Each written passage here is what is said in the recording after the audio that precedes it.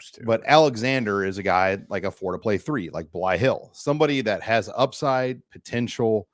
That's probably not going to carry a enormous price tag, but there's a lot there to build and work with.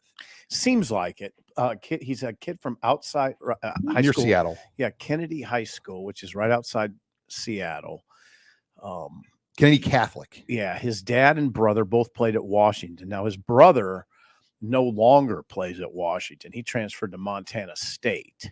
So I don't think there's necessarily a holdup there, although Washington probably will be in on him. Washington State's in on him. Oregon State's in on him. Kansas is in on him. Minnesota's in on him. So there's suitors here. I mean, there's good teams that are interested. And I talked to somebody at Arizona State that came in on their new staff there after Herm Edwards, and Alexander was committed to the Herm Edwards regime there.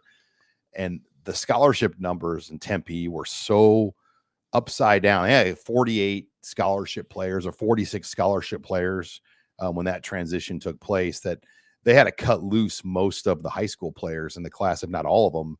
And that's why Alexander was cut loose from Arizona State, and he landed at Idaho, and had a really good year there.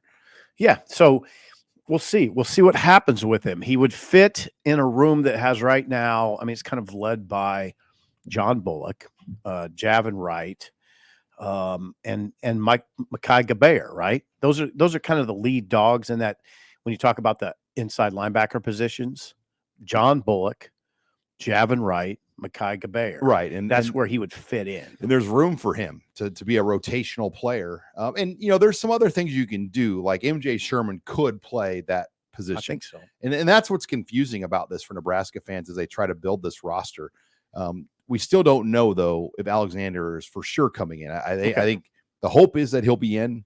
And it's very fluid with these transfer portal guys. And January 3rd through 7th is going to be the window that you can bring them in for before the dead period ends on January 12th.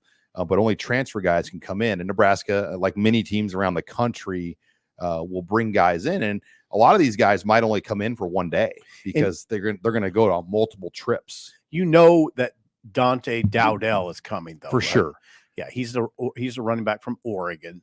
What about Jamal Banks? Well, he told me that January 5th is when they want to bring him in, and he wouldn't really confirm that it was set yet. But receiver from Wake Forest. Right. He just said January 5th and still kind of getting it planned out. And well, he's got other people after him. A lot of other people. And I'm sure that's part of it. You're not going to go, you got to test the market a little bit. Yeah. So you got to kind of put yourself in their shoes. Like we're talking about Jamal Banks, who had 100+ catches at Wake Forest. He was preseason first team All ACC. He's 6'4", 205. I mean, he looked good on a lot of rosters, and he's probably hearing from an assortment of schools, and he's got to determine. You got to narrow down, where am I going to go? Which I can't go to everyone. Where Nebraska, they can't really tell him this for sure, but I think it's laid out pretty obviously that he would be a number one here. Yeah, probably. His numbers would. Come on. He has 101 catches in college. And I'm not saying Malachi Coleman can't be a number one. No, but I don't think you want that pressure on him. Let him emerge into that role. Don't just make him do it. Yeah, or if you just want to take if you just want to put it in bare numbers, this guy, Jamal Banks, had 59 catches. He had 59 catches this year. He has 101 catches in college. That's more than Nebraska's entire room combined. Now, I read your story about Jamal Banks. There was a scout that said he doesn't get great separation. That's kind of a red flag, but he has great body control and he's lean and goes up and gets the ball well in the red zone. That's good. He had 101 catches. He's a proven guy. And then there's the question on scholarship numbers. How are they going to make all this work? And you love this question, don't you, Sean? I've come up with an analogy on like how people manage their books. It's kind of like tax write-offs.